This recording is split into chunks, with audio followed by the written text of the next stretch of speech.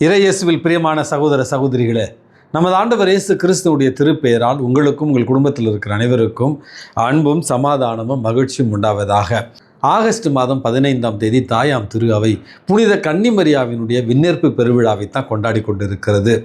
நம்முடைய தாய் திருநாடாம் இந்தியா சுதந்திரம் பெற்று 79 ஆண்டுகளை நிறைவு செய்து 80வது ஆண்டில் காலடி வைக்கிறது.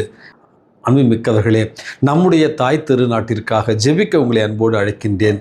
79 ஆண்டுகள் நிறைவு பெற்றும் பல்வேறு துறைகளில் இந்தியா இன்றைக்கு உலக அளவில் வளர்ச்சி அடைந்திருக்கிறது என்பதை நாம் கண்கூடாக பார்க்கிறோம். வளர்ச்சி அடைந்திருந்தாலும் இன்னும் வளர்ச்சி அடைய வேண்டிய பல்வேறு துறைகள் இருக்கின்றன.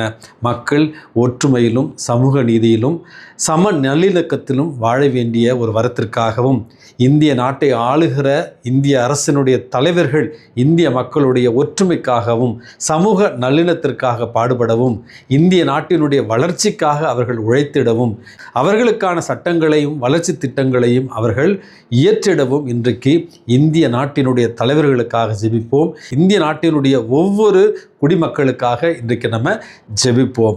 அன்புமிக்கவர்களே, தாயாம் திரு அவை இன்றைக்கு புனித கன்னிமரியாளுடைய விண்ணேற்பு பெருவிழாவை கொண்டாடுகிறது என்று சொன்னேன். அன்னை மரியாளுக்காக நாம் செலுத்துகிற வணக்க பெருவிழாக்களில் இந்த விழா உண்மையாகவே மிக முக்கியமான ஒரு இடத்தை பிடிக்கிறது. அன்புமிக்கவர்களே, ஏன் இந்த அன்னை மரியாளுக்கு இத்துணை முக்கியத்துவம் கத்தோலிக்க திரு அவையில் அப்படின்று ஒரு சிலருக்கு கேள்வி எழலாம்.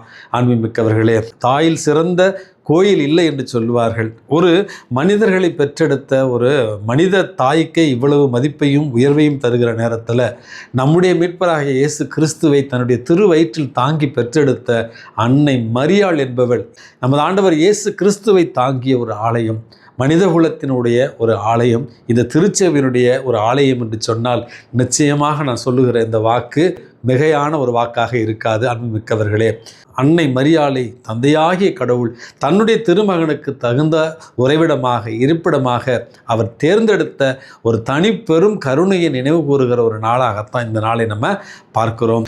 அன்புமிக்கவர்களே, இந்த விழாவானது திருச்சபையினுடைய வரலாற்றில் 3வது நூற்றாண்டிலிருந்தே கொண்டாடப்பட்டு கொண்டு வருகிறது என்பது தான் வரலாற்று உண்மை.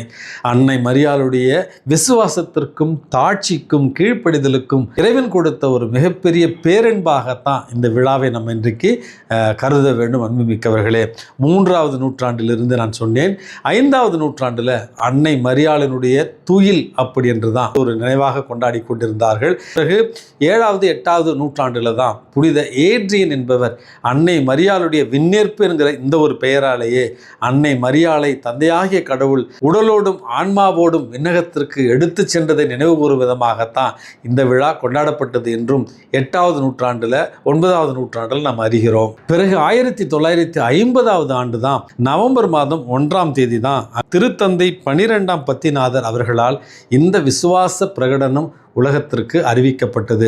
மக்னிஃபிகாத்திசிமுஸ் தேயுஸ் என்கிற ஒரு திருமடலில் தான் அன்னை மரியாளுடைய விண்ணேற்பை பற்றின இந்த பிரகடனத்தை அவர் வெளியிடுகிறார். ஆண்டவராகிய இயேசு கிறிஸ்துவினுடைய அதிகாரத்தினாலும் தூய திருத்தூதர்களான பேதுரு பவுலின் அதிகாரத்தினாலும் தனது தனிப்பட்ட அதிகாரத்தினாலும் நாம் எடுத்து இயம்பி அறிவித்து கடவுளால் வெளிப்படுத்தப்பட்ட மறை கோட்பாடாக வரையறுப்பது என்னவென்றால், அமல உற்பவியாகிய கடவுளின் தாய் எப்பொழுதும் கன்னியான மரியா தனது மன்னக வாழ்வை முடித்த பின் விண்ணக மகிமைக்கு ஆன்மாவோடும் உடலோடும் எடுத்து கொள்ளப்பட்டார்.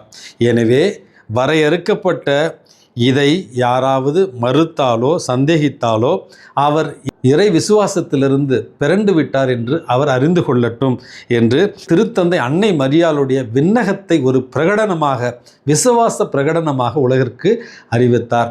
அந்த நாளிலிருந்து இந்த நாள் வரையில் ஆகஸ்ட் மாதம் 15ஆம் தேதி அன்னை மரியாளுடைய விண்ணேற்பு விழாவை உலகமெங்கும் பெருவிழாவாக கத்தோலிக்க கிறிஸ்தவர்கள் கொண்டாடி கொண்டு வருகிறார்கள். இயேசு கிறிஸ்துவை கருவறையில் தாங்கி அவருடைய கல்லறை வரையில் அன்னை மரியாள் அவரோடு உடனிருந்தார்.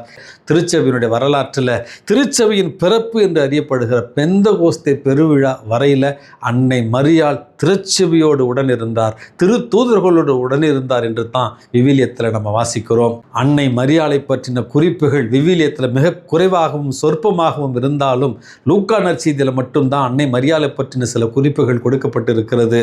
ஆண்டவர் அவரை தாட்சியின் உருவகமாக நமக்கு வெளிப்படுத்த விரும்பித்தான் அவரை விவிலியத்தில் பெருமளவு அவரை பற்றின செய்திகள் நமக்கு கொடுக்கப்படவில்லை.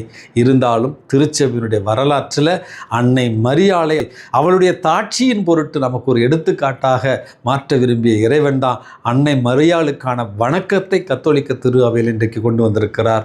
அன்புமிக்கவர்களே, 2000 ஆண்டுகளாக கத்தோலிக்க திரு அவையினுடைய அன்னையாகவும் மன்னக விண்ணக அரசியாகவும் உங்களுடைய தாயாகவும் என்னுடைய தாயாகவும் அன்னை மரியாள் திருச்சபை வழிநடத்தி கொண்டிருக்கிறாள். உங்களையும் என்னையும் தனிப்பட்ட முறையில் அன்னை மரியாள் வழிநடத்தி கொண்டிருக்கிறார். இந்த அன்னையினுடைய விண்ணேற்பு பெருவிழாவில் அன்னை மரியாளிடமிருந்து கற்றுக்கொள்ள வேண்டிய 3 அழகான பாடங்களைத்தான் உங்களோடு பகிர்ந்து கொள்ள விரும்புகிறேன். முதலாவது, அன்னை மரியாளுக்கு இருந்த நம்பிக்கை, கடவுள் மீது இருந்த நம்பிக்கை. எத்தனை துன்பங்கள் வந்தாலும் அன்னை மரியாள் தன்னுடைய விசுவாசத்திலிருந்து பிறண்டு விடாமல் விசுவாசத்தில் நிலைத்து நின்று அன்னை மரியாள் விசுவாசத்தின் தாயாக உங்களுக்கும் எனக்கும் இன்றைக்கு விசுவாசத்தில் உறுதியோடு இருக்க நமக்கு அழைப்பு விடுக்கிறாள். அன்புமிக்கவர்களே, அந்த அன்னைக்கு இருந்த அந்த நம்பிக்கையும் விசுவாசம்தான் எலிசபெத் அம்மாளை இன்றைக்கு நற்செய்தி வாசகத்தில் நம்ம வாசிப்பது போல சந்திக்க செல்ல தூண்டியது என்று நம்ம புரிந்து கொள்ள வேண்டும். எவ்வளவுக்கு எவ்வளவு கடவுள் மீது நம்பிக்கை விசுவாசமும் கொண்டிருந்தாலோ அதே அளவு பிறரன்பு பணிகளில் அன்னை மரியாள் இன்றைக்கு தன்னை ஈடுபடுத்திக் கொள்கிறார்.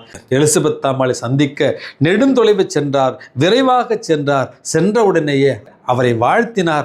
அதற்கு பிறகு இறைவனுக்கு புகழ்ச்சி பாடலை பாடிய பிறகு எலிசபெத் அம்மாவோடு 3 மாதங்கள் தங்கியிருந்தார் என்று கூட விவிலியத்தில் நம்ம வாசிக்கிறோம்.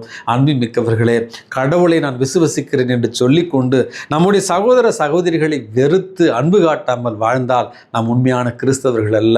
அதற்கான ஒரு பாடமாகத்தான் அன்னை மரியாள் விசுவாசத்தில் நிறைந்தவளாக பிறரன்பிலும் நிறைந்தவளாகத்தான் இன்றைக்கு நமக்கு எடுத்துக்காட்டாக இருக்கிறாள். ஆகவே கிறிஸ்தவர்களாக இருக்கிற நாம் இறை நம்பிக்கையிலும் அதே நேரத்தில் பிறரன்பு பணிகளிலும் நம்மை ஈடுபடுத்தி கொண்டால்தான் உண்மையாகவே அன்னையினுடைய அன்பு பிள்ளைகள் என்பதையும் இன்றைக்கு அன்னை மரியாள் நமக்கு எடுத்து இயம்புகிறாள்.